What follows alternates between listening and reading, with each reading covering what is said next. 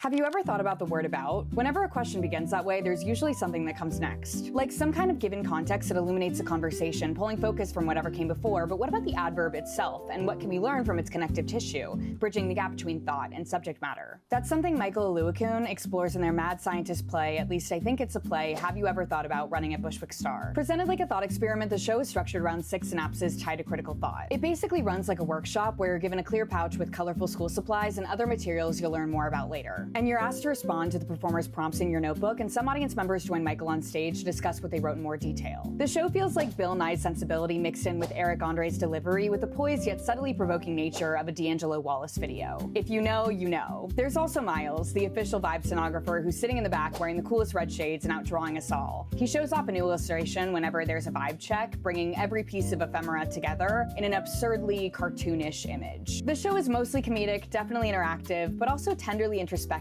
and I don't really know how to explain why or how that is. Like sometimes I found myself fully paying attention, but then my notebook would occasionally serve as a distraction. I started thinking about what I was missing with a colored pencil in my hand, but then I remembered how Michael described what happens when you think about, how thought can almost become liquid and how reassuring that can be when you're floating carefree in the gender fluid. I think sometimes we blame ourselves when our attention feels divided, but distraction isn't opposed to attention, it's a type of attention, and I think that especially can be true when we're in a theater, where attention can feel social and relational.